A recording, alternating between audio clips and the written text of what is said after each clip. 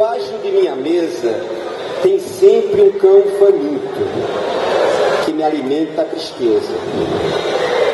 Debaixo de minha cama tem sempre um fantasma vivo que perturba quem me ama. Debaixo de minha pele alguém me olha esquisito, pensando que eu sou ele. Debaixo de minha escrita há sangue em lugar de tinta e alguém calado que grita: Afonso Romano de Santana.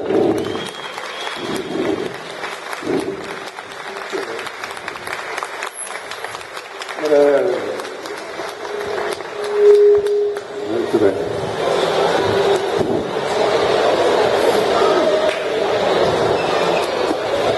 Bom, gente, boa noite, sejam bem-vindos a mais um evento do Instituto Lumieiro. Marola, dá as ordens aí, tá certo agora? Então, hoje nós vamos ter o prazer, né, que vocês já estão tendo, de ter o Afonso Romano de Santana conosco, abrindo mais um projeto, né, do Instituto Lumieiro, né, que vocês conhecem o Papel no Varal, a gente faz aquele show de música e poesia, e agora nós vamos trazer poetas aqui para Maceió para a gente conversar sobre a poesia deles. E a gente pediu para Afonso, né, ele aceitou, né, uma honra para a gente agradece, né, a agenda dele para conseguir encaixar, é difícil, mas ele conseguiu chegar para hoje e vai embora de madrugada, né, ele não vai nem ter tempo, de madrugada está no avião, mas é um grande prazer e ele fez uma coisa que é muito generosa. A gente pediu para ele escolher 30 poemas, 10 poemas dele, 10 poemas de autores brasileiros e 10 poemas de autores estrangeiros, que ele de alguma forma bebeu, gosta, quer dizer, o critério que ele quisesse de julgamento. E a gente está com esses poemas, estava ali no Varal, para quem teve a oportunidade antes de olhar, e a gente vai trabalhar, né, vai conversar sobre esses poemas, né, durante esse período agora dessa noite. A dinâmica vai ser essa, a gente vai convidar alguns atores para ler alguns dos poemas, a gente vai ter o Eliezer Seton cantando uma música aqui também, certo? E vocês que quiserem fazer algumas perguntas também podem escrever, né? O pessoal da produção deve ter papelzinho, aí passa o papelzinho para a gente sempre que der, a gente vai encaixando algumas perguntas que vocês têm interesse, ok? E aí a gente vai começar a conversa. Eu vou pegar aqui meu roteirinho, o tamanho não é roteiro, isso aqui é as poesias todinha que está lá em cima, né? Então, o Afonso, eu conversei com ele, eu digo, olha, como é que é? Vamos, ele disse, faça o que quiser, eu digo, tem certeza? Ele não me conhece direito, né? Vocês que já me conhecem sabem, né? Então vamos lá, né, Afonso? Vamos lá. Vamos lá, né? Vocês estão me ouvindo mais ou menos? Lá atrás, em Arapiraca, estão ouvindo? Não? Beleza, então vamos lá, Afonso. Se você pudesse matar um poeta e ressuscitar outro, quais seriam? Matar um poeta e ressuscitar outro. Matar um poeta e ressuscitar outro, né? Você sabe que é difícil matar um poeta, porque o poeta não morre. Não morre. Vocês vejam o seguinte, existiu um rapaz chamado Homero, que dizem que não existiu. Dizem que ele não existiu. E não se pode pensar a Grécia sem Homero. Você não pode matar Homero. Você não pode matar Shakespeare. Em síntese, você não pode matar a poesia.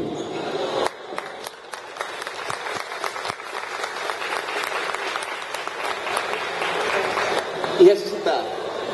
Ressuscitar todo dia. Todo dia. Você sabe que uma das coisas mais milagrosas que existem é o fato que agora, na Indonésia, no Vietnã, na Sibéria, na Inglaterra, no interior de Alagoas, tem um poeta escrevendo. Ele não vai ganhar dinheiro, não vai ficar famoso, e passa o dia inteiro, a noite inteira, escrevendo os seus versos como se ele fosse um monge, como se fosse um sacerdote. Ou seja, aquilo não serve para nada. Como é que uma coisa que não serve para nada alimenta a vida de tanta gente? Esse é um dos mistérios da poesia. E outro mistério, está aumentando o número de poetas. Me parece uma contradição? Sociedade tecnológica, muito iPad, telefone, computador, e os poetas aumentam cada vez mais. Porque as pessoas têm necessidade de expor seu inconsciente, expor seu imaginário, falar com os outros e para os outros. Isso. Bom, no telão aí vai ficar passando algum poema. Bota aí o poema Sou um dos 999 poetas do Brasil, já aproveitando a sua deixa da quantidade de poetas. Afonso tem esse poema que ele diz que é um dos 999.999 poetas que existem no Brasil. E você termina esse poema, né, de uma forma, o poema é longo, o poema são 4 páginas. Para quem é acostumado no papel no varal, sabe do problema que foi para a gente gerir essa situação. Não sei como os meninos fizeram, grampearam alguma coisa lá, mas esse é um poema longo, belíssimo, e ele termina fazendo algo que Lavoisier fez há algum tempo atrás. Lavoisier, vocês se lembram aquele cara que dizia, né, que na natureza nada se perde, nada se cria, tudo se transforma. E Afonso diz o que no final do poema? Na poesia, o nada se perde, o nada se cria e o nada se transforma. E aí eu vou perguntar para o nosso Lavoisier da poesia, né? O nada tem valor? Qual o valor do nada? Pois é. Tem algum professor de filosofia aqui? Estudante de filosofia? Tem? Vocês já estudaram isso? Vocês já estudaram filosofia? Eu tenho um amigo, a propósito dessa pergunta, que me disse isso numa mesa redonda que nós tivemos em Buenos Aires. Ele disse que quando ele era adolescente,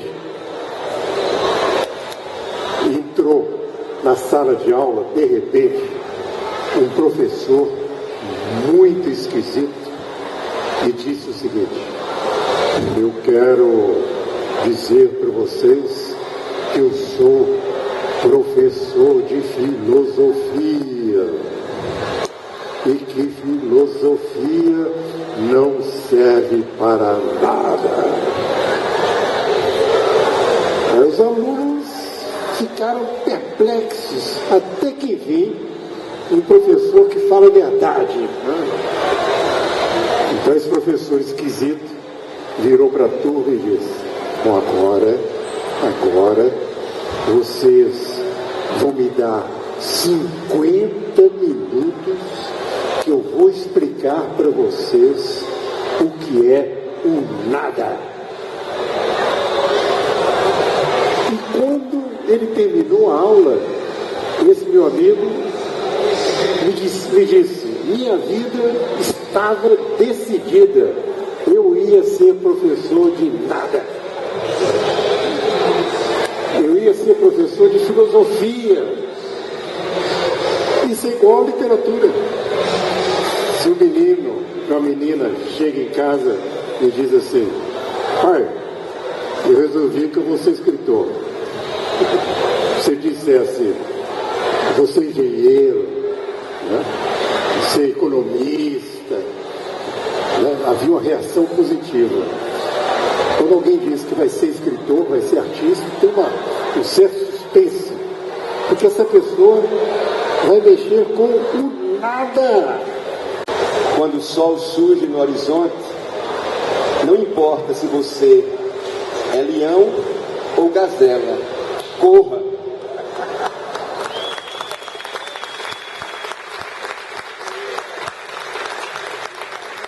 Não é incrível esse poema? Ô Afonso, agora vê se ele quer seguir. Esse é um poema, me parece que é anônimo. Ele circula por aí, ninguém sabe de quem é. Uma obra de arte, maravilha, fala de tudo. A luta pela vida. Então você achou onde? Eu nem sei. Chegou por diversas maneiras. Possivelmente eu estava correndo na planície atrás de alguma coisa E você acha, Afonso, que nós humanos devemos correr de quê? E para onde? Para onde, José? De quê e para onde? Você corre de coisas diversas ou para coisas diversas de acordo com a sua idade. Quando você é criança, você se interessa por certas coisas. Quando é adolescente, maior, se interessa por outras coisas.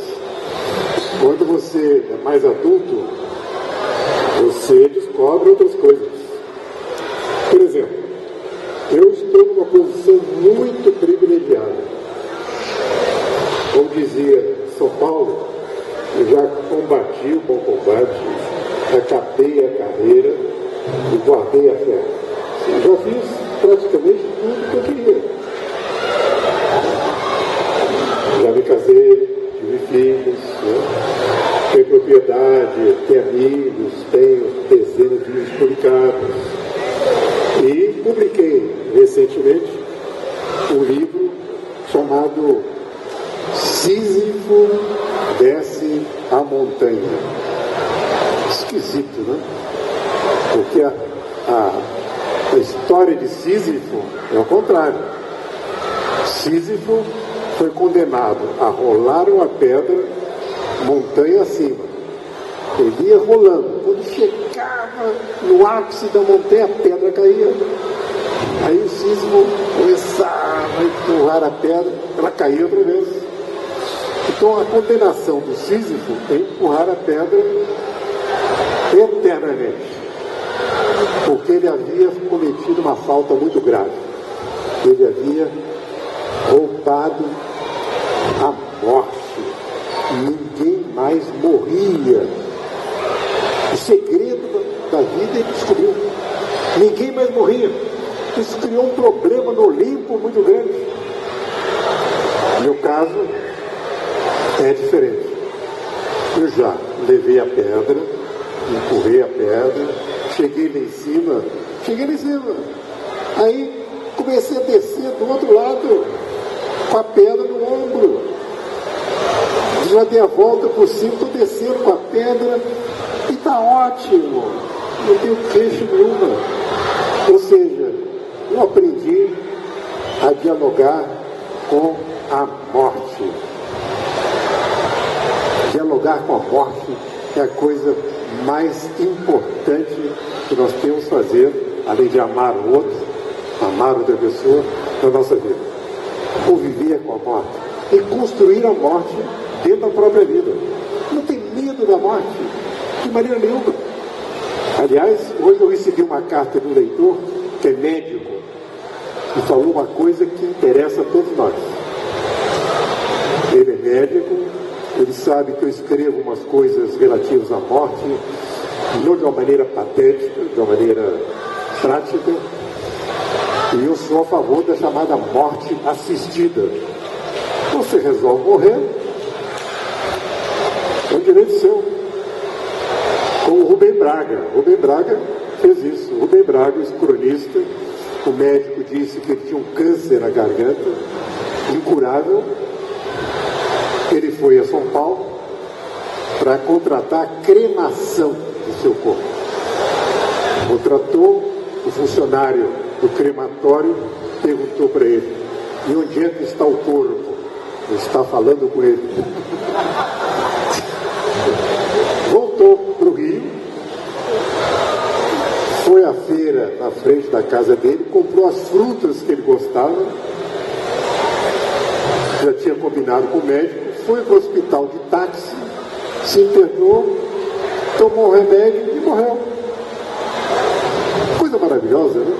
Não tem que ficar caindo aos pedaços, dando trabalho à família, esse desastre que nós enfrentamos o tempo todo. Então, enfrentar a morte, nesse sentido, é um ato vivo, um ato de coragem existencial. Legal. Bota aí o poema do José Régio. Esse é um poema que a gente não vai ler, que é um poema mais longo, alguns de vocês conhecem. E esse poema, ele termina com um verso muito forte, não é isso, Zé Márcio? Zé Márcio já fez isso várias vezes, né, Zé? Esse poema do José Régio. Bota lá o fim, para o pessoal ver. E desse poema, Afonso, eu queria que você dissesse qual caminho você teve certeza que não iria e não foi. Pois é, o tempo todo tem alguém dizendo para você: vem por aqui, esse lugar está errado, me segue, entra para esse partido, entra para essa igreja, lê esse livro. Né? As pessoas sabem tudo. E na verdade cada um tem que procurar o seu espaço. E esse poema é sobre isso. Né? Não me digam, venha por aqui, venha por ali. Deixa eu sozinho construir a minha estrada. E isso é que é difícil, você construir o seu caminho. Entrar no caminho do outro é fácil. Pois é. Por falar em caminho, Eliezer está por aí, né, Eliezer? Daqui a pouquinho vamos fazer mais uma perguntinha, tá? Vamos chamar Eliezer para a gente ouvir um pouco de música, tá? E a gente depois continua a conversar. Então prepara aí o som com o Eliezer, que a gente vai ouvir daqui a pouco uma música e vamos ouvir a voz do Eliezer aqui, né, brindando esse momento. Mas antes de Eliezer chegar, vamos fazer mais uma perguntinha enquanto ele se prepara lá, né? O que é que está por baixo do poeta? Por baixo, do lado, acima, né? Você sabe que todos nós temos um inconsciente. E algumas pessoas, aliás, têm um inconsciente fortíssimo. Até parece que nem tem consciente, só tem consciente. Né? E eu, durante 15 anos, eu dei aula de psicanálise e literatura. E escrevi um livro que eu sugiro aos interessados, chamado O Canibalismo Amoroso. É um livro que parte de um princípio muito simples. O primeiro contato que nós temos com a vida é pela boca. A criança suga o seio da mãe. A boca é o primeiro órgão de comunicação com o mundo. E comer é importantíssimo. Comemos várias vezes por dia. E comer e casar é a mesma coisa. Você come para casar, você casa para comer, é isso? A outra pessoa. A antropologia mostra que comer e casar, tanto é que você não pode comer a pessoa da sua família. Você não casa com a pessoa do seu clã. Incesto e tudo mais. Então eu estudo nesse livro essa coisa do inconsciente dos poetas. Eu posso falar disso porque, como poeta, eu frequento esse inconsciente. Né?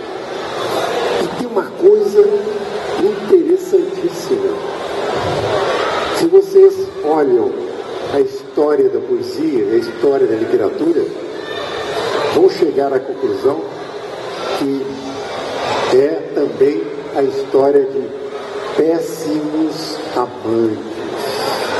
A literatura está cheia de péssimos amantes. Pessoas pensam que os poetas são maravilhosos. São nada. Os poetas são iguais a qualquer pessoa. Apenas eles têm uma melodia. Você sabe que o ponto G está aí no ouvido, não? Está no ouvido. Os poetas lançam mão disso. Mas são iguais às demais pessoas. Prova disso. Eu não ouvi, lá de trás não dava para ouvir tudo que eles estavam falando aqui. Eu quero dizer a vocês que vocês esqueçam tudo que eles falaram sobre poesia, que eu vou falar sobre poesia agora. É um rapaz modesto. É a minha marca registrada. Olha só. E aí estamos aproveitando a presença de dois poetas de mesmo, né? Poetas de mesmo. Eu quero exorcizar um dilema que viveu comigo um bom tempo, até eu me resolver para mim mesmo, que é a história de ser letrista ou ser poeta. Eu sou compositor, para quem não me conhece, meu nome é Eliezer Seton, sou de Maceió, Alagoas. Eu estou vendo que tem estrangeiros aqui, e dos Estados Unidos eu acho que eu não sou inglês ou estou americano? Inglês. Na Inglaterra, meu trabalho não chegou bem ainda. Então, Eliezer Seton, por enquanto, fundamento, Sir Eliezer Seton. Lá, tudo bem. E aí aquela história, sou letrista ou sou poeta? Aí os caras me chamam, e aí poeta? Aí eu parava o cara para explicar a ele, olha bicho, não sei, poeta, letrista, É aquela história do cara perguntou, e aí, tudo bem? E o cara vai explicar, porque ninguém responde o tudo bem. Tudo bem é um cumprimento quase de passagem. Oi, tudo bem, tudo bem. Essa resposta, tudo bem, nunca foi respondida, a não ser pelos chatos, que vão dizer exatamente como o cara está mal. Então, e aí eu sou letrista ou eu sou poeta? Agora está resolvido. Eu jogo nas duas, porque eu defini para mim, eu conceituei o que é uma letra, o que é uma poesia. A poesia é tudo aquilo que está escrito, e a letra é a poesia que ganhou música. Então, quando a poesia ganhou música, quando a palavra foi musicada, ela virou letra. Aí eu digo, toda letra é uma poesia, e nem toda poesia é letra até ser musicada. Porque a poesia é aquilo que o poeta escreve no momento em que ele está pensando numa coisa, ele está sentindo um lance, aconteceu alguma coisa, ele escreve na pressuposição de que todo mundo vai entender o que ele está querendo dizer com aquela poesia. Quando ele próprio, passado algum tempo, ou até mesmo no dia seguinte, a depender do tamanho da ressaca, ele pode se perguntar, por que peste eu escrevi isso? Então, se o próprio poeta pode não saber o que escreveu, ou por que escreveu, o leitor da mesma forma tem esse direito. Aí eu fico com a máxima do Gonzaga Leão, que me disse, Eliezer, a poesia vale mais pelo que sugere do que pelo que expressa. Então está no leitor o sentimento da poesia, está no leitor. É como o horóscopo do dia. O horóscopo do dia.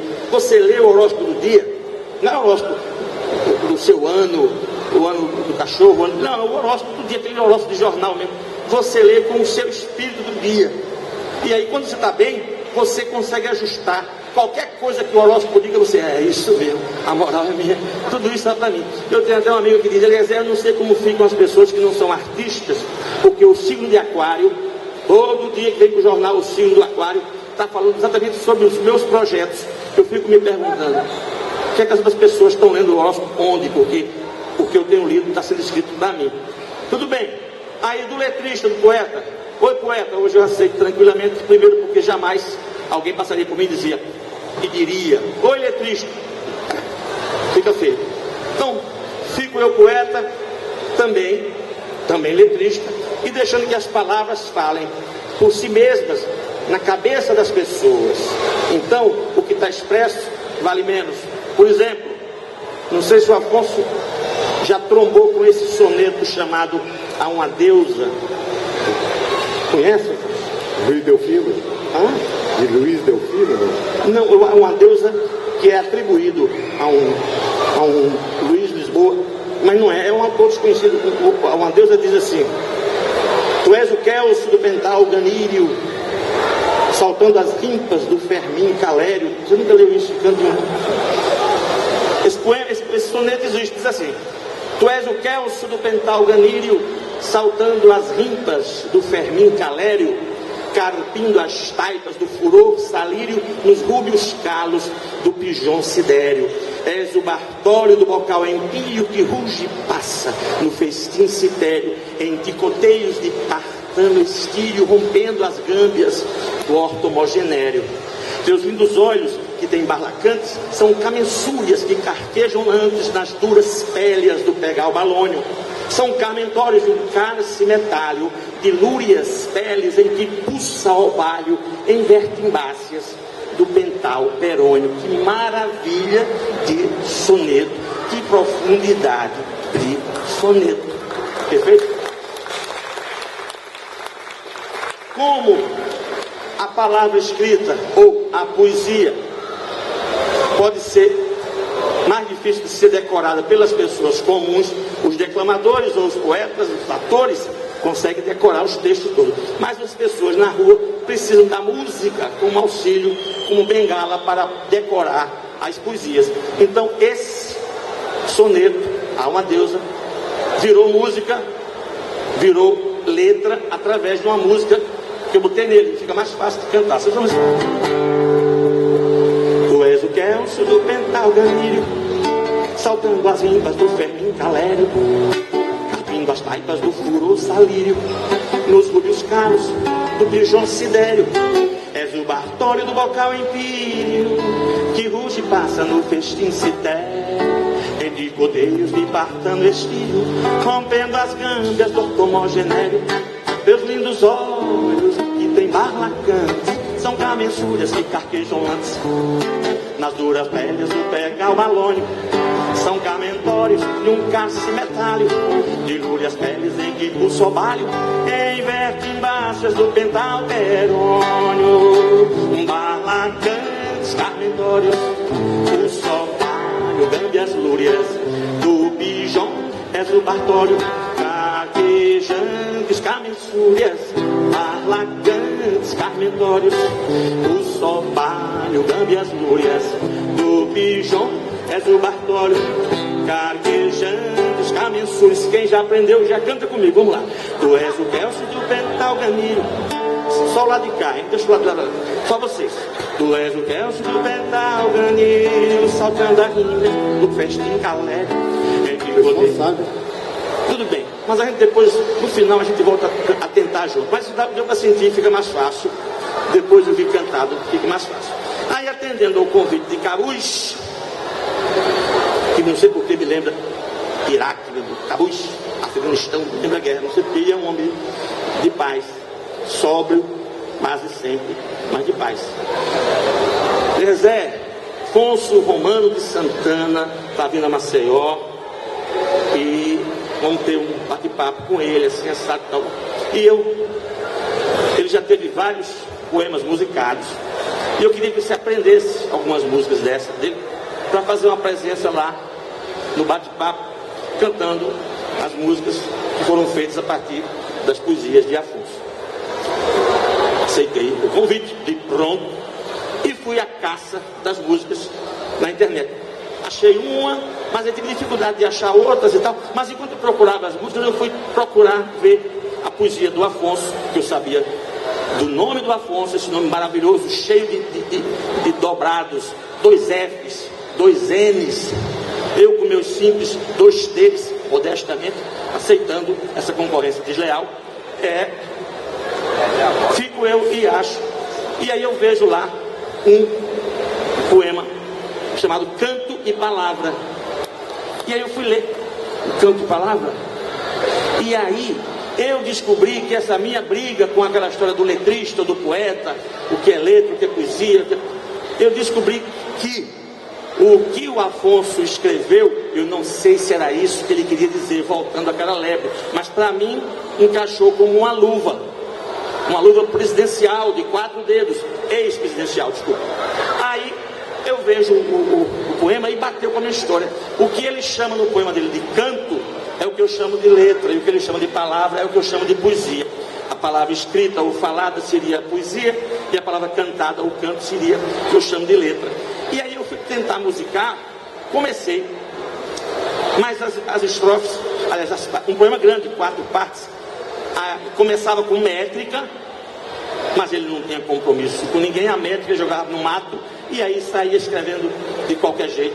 E aí, métrica, prosa, aí lá vem métrica, prosa, e aí no fim das contas, os começos de partes, os 4 começos de partes, serviram a minha causa de juntar, e ali está para mim a essência, e eu fazer a música, porque afinal de contas, fazer música para poesia não é a minha especialidade. Eu faço geralmente junto, música e letra junto, a minha poesia, a maioria já nasce letra, porque ela já nasce cantada, então ela já nasce letra. A maioria do que eu faço nem passa pelo estágio poesia, já vem letra.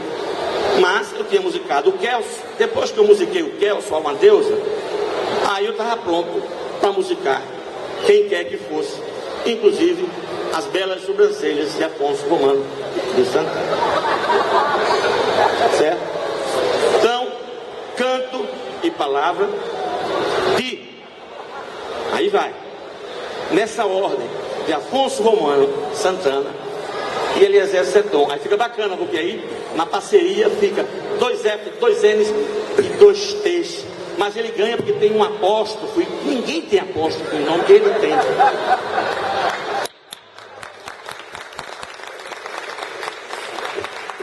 E aí, por que eu botei nessa ordem? Afonso e Eliezer. Não é por ordem alfabética, é pelo fato de que, geralmente, a ordem é música e letra. Toquinho, Vinícius, João Bosco, Aldir Blanco, e se identifica o melodista, o letrista. Mas, no caso em que o melodista pega a letra, a poesia pronta e transforma, o trabalho começou pelas mãos de Afonso. Então, Afonso vem na frente. Afonso, Romano de Santana, Eliezer Seton, nasce aqui uma parceria pródiga, porque o próximo passo vai ser ele musicar uma poesia minha. Claro. Enquanto ele não fizer isso, eu chamo Jacques Seton, meu filho, meu produtor, meu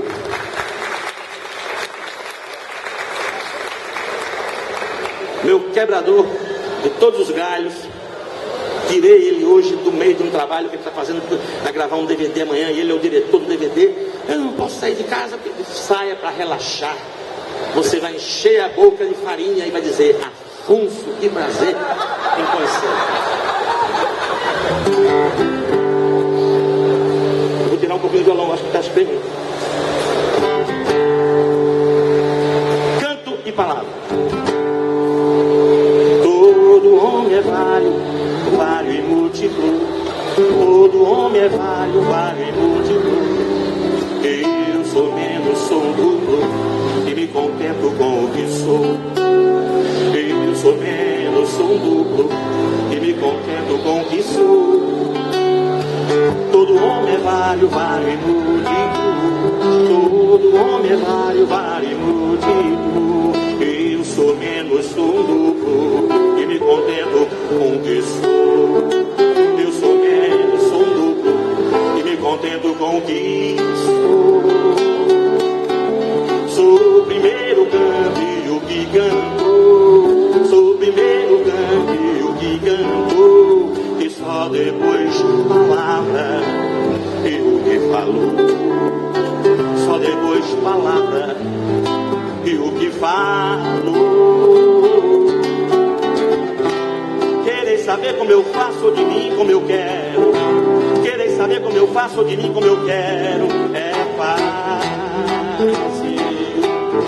Quereis saber como eu faço ou de mim como eu quero. Quereis saber como eu faço ou de mim como eu quero. É fácil. Difícil é demarcar o limite, o dia, o instante em que o homem de seu canto se destaca, em que o homem se desfaz. Difícil é demarcar o limite, o dia, o instante em que o homem de seu canto se destaca, em que o homem se desfaz, em que o homem se destaca e se desfaz, em que o homem, todo homem é vário e múltiplo. Todo homem é vário e múltiplo. Eu sou menos, sou duplo, e me contento com o que sou. Eu sou menos, sou duplo, e me contento com o que sou.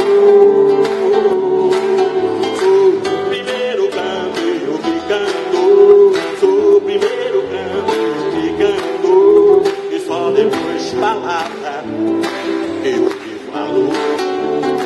Só depois palavra eu que falo. Quereis saber como eu faço ou de mim como eu quero. Quereis saber como eu faço ou de mim como eu quero. É fácil.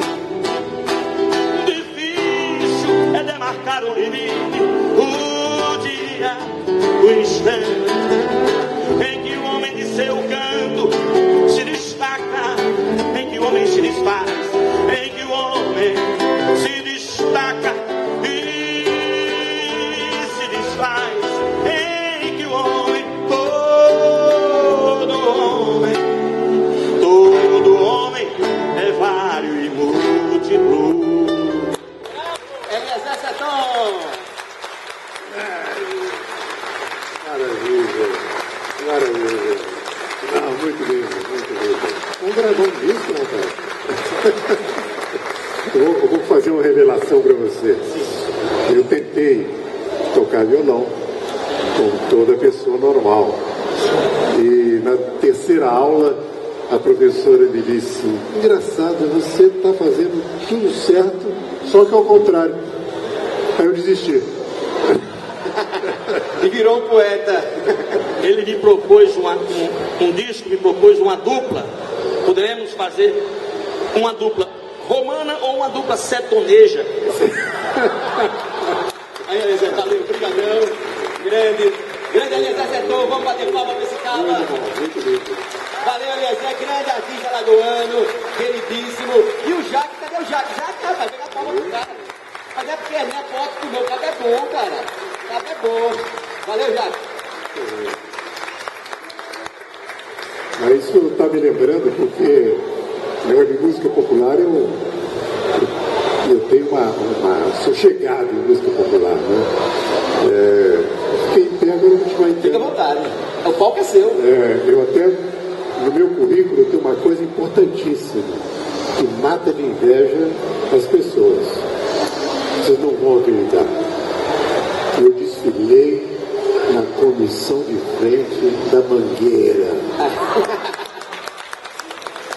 Quando a Mangueira fez uma homenagem ao Drummond, então convidaram os sambistas históricos da Mangueira para o desfile.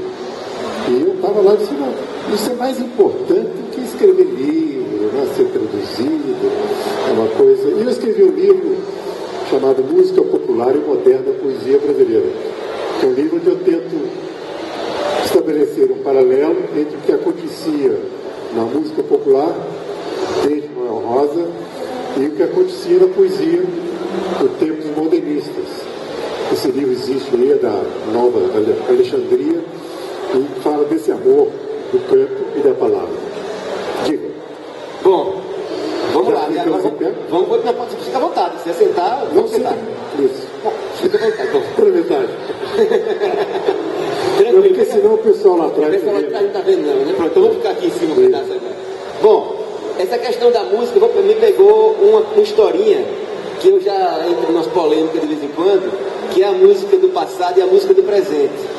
É muito comum as pessoas da minha geração e mais idosos terem um discurso de que a música de antigamente era a música que tinha poesia, que tinha melodia, e e que a música de hoje é tudo uma porcaria, que esses cabas jovens não sabem fazer nada, e papapá. Eu nunca gostei dessa conversa. Aí um belo dia eu comecei a futucar, né, as letras, né, das músicas de hoje e das músicas do passado, e peguei duas, que eu vou fazer um comentário. Eu quero que você depois diga o que tu acha dessa história. Que é o seguinte: vocês devem conhecer uma música, eu vou pegar a letra aqui que eu não sei decorar, mas é de uma banda de forró, desses forró com aspas, né? Que é mais ou menos, que diz que é forró, que diz aquela história do bebê cair e levantar, né? Você deve ter ouvido essa música, todo mundo esculhamba essa música, né? Mas ela diz lá o quê? Vamos embora para um bar, beber, cair e levantar. E roda e no final diz: se você quiser me acompanhar, vou te convidar. Para ir para onde? Bora, vamos embora para um bar, beber, cair e levantar. Isso é esculhambado por todo mundo. Agora quando você chega e diz o seguinte: ei, você aí, me dá um dinheiro aí, não vai dar não? Você vai ver a grande confusão que eu vou fazer bebendo até cair. Me dá um dinheiro aí. Peraí, gente. Essa música todo mundo acha linda e maravilhosa, é a melodia, é uma poesia linda. Onde é que está de qualidade dessa comparada com a música dos aviões, não sei das contas, não sei se é avião, helicóptero, que toca essa outra? Onde é que está a diferença? Está na geração para mim. Quando os jovens dessa época, eu quero provavelmente os avós deles, metiam o cacete, né, nessa música, né? E agora estamos nós da geração dos avós metendo o cacete nos meninos que estão cantando isso, que daqui a pouco vira clássico, como Manas Assassinas, etc, que viram clássicos. Eu queria que você, Afonso, comentasse essa bagaceira. O que é que você acha disso? Faz parte da berlinda, né? E isso, a berlinda existe para isso. Então, vocês conhecem aquela música do Michel Teló? Grande sucesso do Michel Teló. Como é que é a música? Se eu te pego. Se eu te pego, Hein? Mais o quê?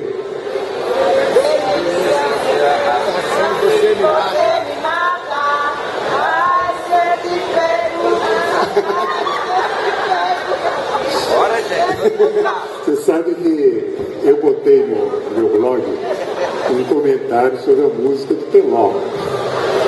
Estava todo mundo falando mal dele, porque está ganhando muito dinheiro. A música está sendo cantada na Rússia, na Tunísia. Eu fiz uma análise de brincadeira comparando essa música, Ai Se Eu Te Pego, com A Garota de Ipanema.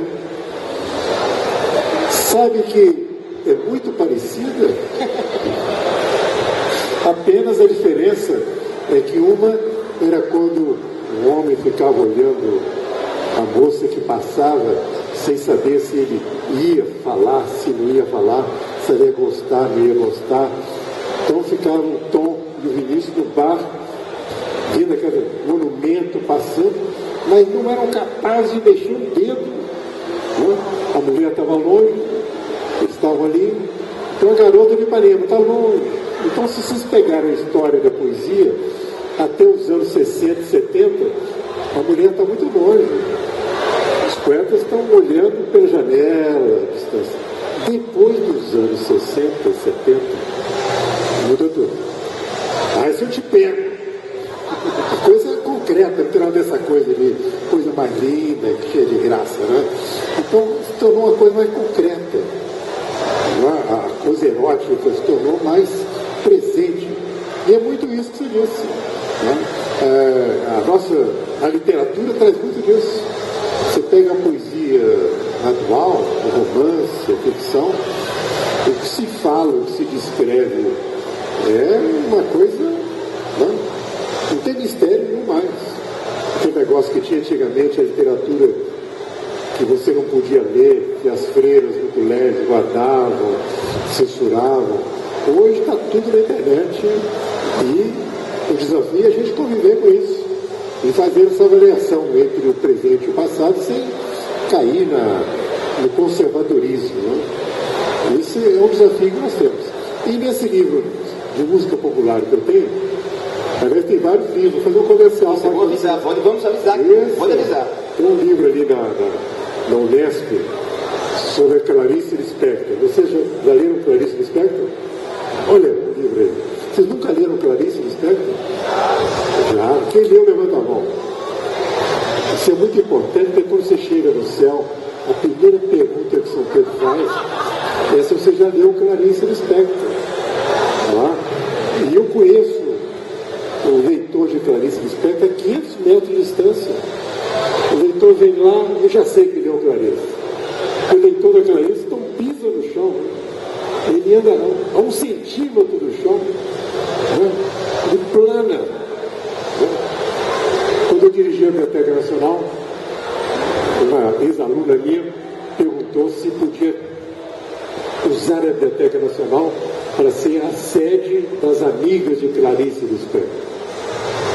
Eles se reuniam uma vez por mês lá. É claro, Clarice, né? Passe livre. Então essa moça organizou o grupo das amigas de Clarice. E a minha chefe de gabinete não sabia disso, estava de férias, e voltou, e um dia estavam as amigas da Clarice reunidas numa sala. Ela chegou perto de mim no gabinete e falou assim: o que está acontecendo ali embaixo? Eu passei numa sala, parecia o clube do Lexotan. Clube do Lexotan. São os leitores de Clarice. Elas estão assim, ó, flutuando, vivem no outro astral. E esse livro, que chama-se Com Clarice, um livro feito por mim, pela Marina Colassante, que é minha mulher, de lembranças e casos que nós vivemos, e experiências que tivemos, que conhecemos a Clarice muito bem. Tem até um caso que posso contar aqui. A Clarice gostava muito de cartomante. Vocês gostam de cartomante? Vocês têm cartomante? Você tem que ter essa assessoria especial, né? Quando a coisa complica, você procura cartomante, tarô, uma coisa e se ilude que aquela coisa é verdade. Então um dia a Clarice ouviu eu e a Marina conversando e nós dissemos que tínhamos uma cartomante e ela disse, você tem uma cartomante? Quem é cartomante? Eu tenho que conhecer essa cartomante. Mas Clarice, ela mora lá no subúrbio. Não, me leva lá na cartomante e para mim é importante. Nós fomos à casa da Clarice, pegamos de carro e levamos na dona Nadir, lá no Meia. Ela teve a sessão dela privada lá com a dona Nadir. E a dona Nadir virou a personagem do livro A Hora da Estrela, que depois foi ser Fernanda Montenegro no cinema. Quer dizer, como uma conversa simples acaba entrando dentro da literatura. Então isso apenas para pontuar esse livro e vários livros que eu tenho, tem várias editoras, a Editora Oco, a LPN, a Global, vocês se sintam à vontade. Diga. E vai ser bom, quem tiver, quando acabar aqui, vocês chegam lá, e daqui a pouco acaba para dar tempo de vocês comprarem ainda hoje, pegar o autógrafo de Afonso. Eu estou dizendo isso porque tem uma coisa que os autores aqui sabem perfeitamente. A coisa mais difícil não é escrever o livro, é fazer o livro chegar até o leitor. Eu até escrevi um texto uma vez sobre como comprar o livro. Comprar o livro é a coisa mais difícil que tem no mundo. Primeiro tem que ter uma livraria, né? Então tem que ter um computador para comprar na estante virtual. Você chega na livraria, pergunta, geralmente o livro não é bem distribuído, a pessoa diz que não tem. Então tem uma série de peripécias. Eu faço questão quando eu viajo de levar os livros, porque aí as pessoas sabem que o livro está mais ou menos à disposição. Ok, então Zé Márcio, vamos animar aqui a poesia de novo. Zé Márcio vai trazer Cecília Meirelles, para quem está falando de Clarice, vai dar um pulinho de Clarice, não tem Clarice, mas tem Cecília, e vai ler o poema Retrato.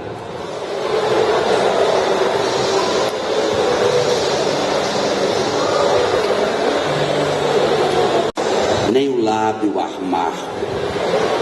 Eu não tinha estas mãos sem força, tão paradas e frias e mortas. Eu não tinha este coração que nem se mostra. Eu não dei por esta mudança tão simples, tão certa, tão fácil. Em que espelho ficou perdida a minha face? Beleza, Zé?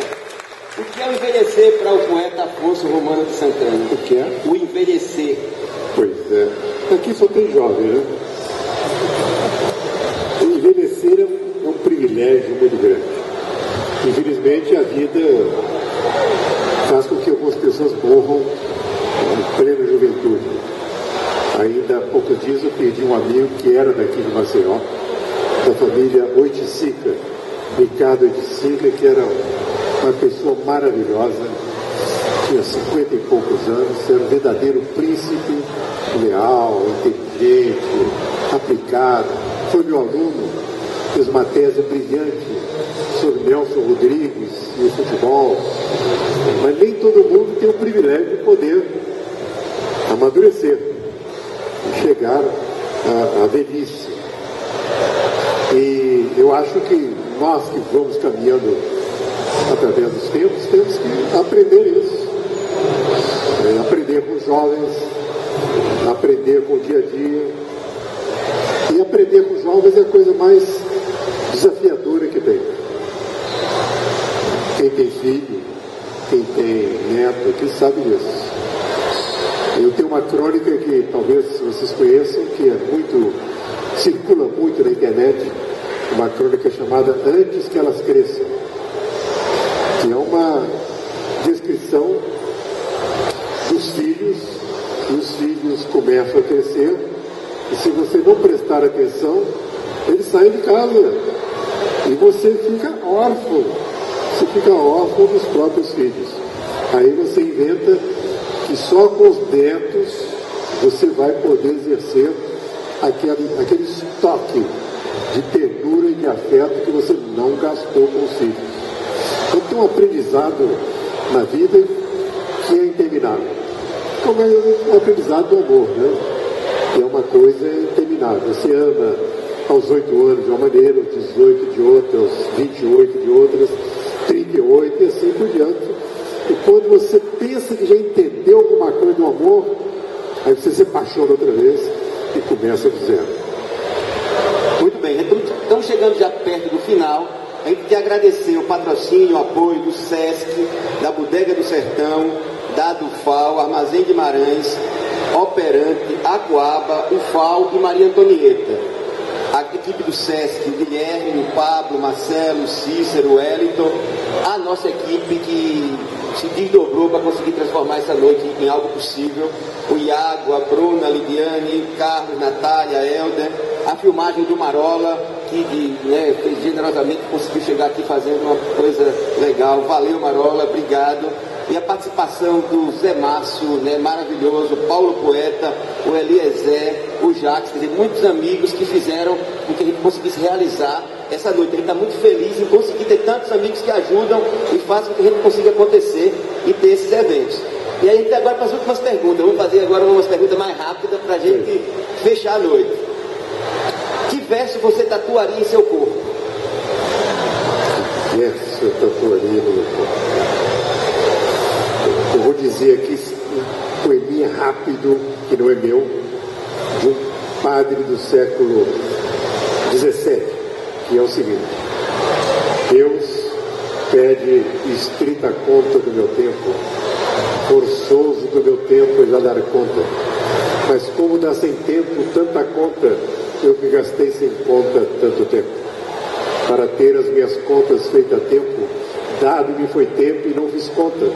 Não quis, sobrando tempo, fazer conta. Hoje quero fazer conta e falta tempo. Ó vós que tendes tempo, não gasteis o vosso tempo em passatempo. Cuidai enquanto é tempo em fazer conta. Mas acho os que contam com seu tempo, fizessem desse tempo alguma conta, não chorariam como eu por não ter tempo. Agora a pergunta que não quer calar: em que parte do corpo ele iria tatuar essa? O corpo inteiro. Vamos lá.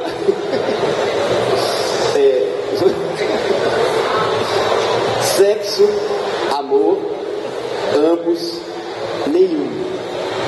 Ou poesia não tem nada a ver com isso?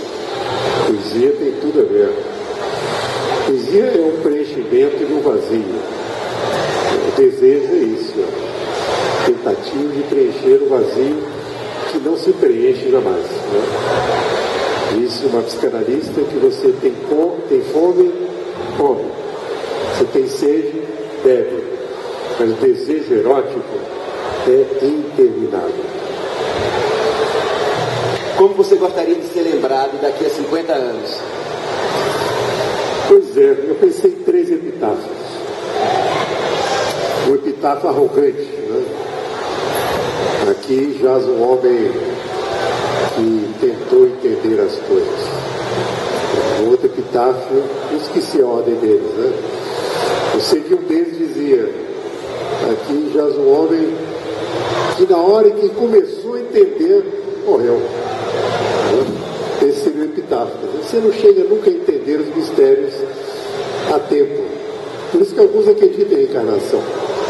Não é o meu caso. Muito bem. Que pergunta você gostaria que eu tivesse feito e não fiz? Que pergunta? De onde viemos?